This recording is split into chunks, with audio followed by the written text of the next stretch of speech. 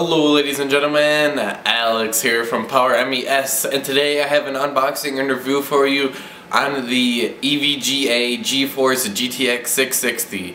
Now this is a step lower than the GTX 670, but let's go ahead and take a look and see how it compares to other graphics cards. So looking at the front of the box, we can see that we have a giant EVGA logo followed by a Geforce GTX 660 logo, and also some specs at the top saying that it has 2 GB of GDDR5 memory, which is going to overall enhance the performance of the GPU, and it's just going to make it a lot better and smoother compared to a graphics card that has 1.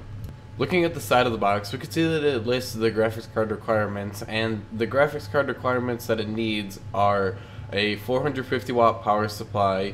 It needs a PCI Express slot. Also, to power it, you need one 6-pin PCI Express connector, which is nice because in mine it uses 2, which for most people could be hard to find on their power supply, even though most do come with 2 if you go above 450 watts like EVGA is recommending.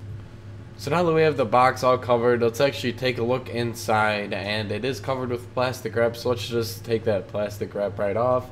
And while I'm doing that, let's talk about what's inside this graphics card. It has 2 gigabytes of GDDR5 memory, like I mentioned earlier, and it's going to be really good for running games on good settings, not the best. And my camera did run out of memory, so I had to refilm just the part where I took it out. And then, so here's it in the anti-static bag, and as we pull it off the sticker, we can see that we will release the graphics card. And let's pull it out right now, and we can see that it's a lot smaller than most graphics cards that I've seen, and it does look very nice. It's covered in plastic, so let's try and take this off. And I kind of botched that right there, but it should be alright. And it seems that it looks very nice. It's got this I don't really know what to call it, maybe carbon fiber kind of ish look, and it's got a fan on the right side, and it looks very clean to me. So taking a look around the graphics card, we can see that at the right corner, like I mentioned earlier, there's this nice fan, and it should be sufficient enough for cooling it. And then at the bottom, we can see that they have the PCI port, and then the back we actually have the graphics card chip, which is made by NVIDIA, by the way. And the front does have this highly fingerprint magnet kind of thing going on. And it's not that bad. Just once you put it in your case, you just want to maybe take a micro cleaning cloth to it to get rid of those. And then on the back, we can see that we have 2 DVI ports, an HDMI, and a display port for all of your I/O and display functions. Also at the top, we can see that we have the one 6-pin connector, like I mentioned earlier, that was on the box, and this is very unusual. For a high-power graphics card, I would claim this as only using 1.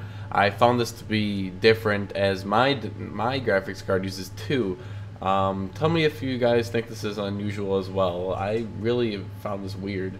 Now for some benchmarks, I chose to do 3 different benchmarks, and the GTX 660 did fall at the bottom of the charts in most of them, but I found it to be that in normal gameplay it did perform well, and in the performance it performed well in the first one, and then the second one it definitely fared not too well, as it was at the bottom of the charts. And in the last one I compared it to the Radeon HD 7870 graphics card, and it did fall below that one, even though they're sort of the same price. Not really though, because there's a bit of a price difference. But as you can see here, the GTX 660 is definitely not a performance card, as it would be compared to something like the Radeon 7870 graphics card, or something higher up like its older brother, the Geforce GTX 670.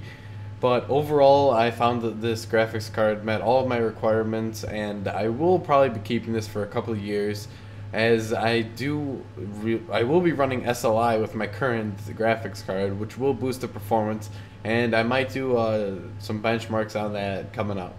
Now that is going to wrap up my review on the Geforce GTX 660 by EVGA. Now I hope you guys enjoyed it, and my opinion on it is that it's a good solid graphics card. I think that it'll definitely get me through a couple of years running best settings for games, and I did like the way it looked, the way it felt in the computer, I guess. But as for today, that's going to be it. I'm Alex from PowerMES, and thank you for watching.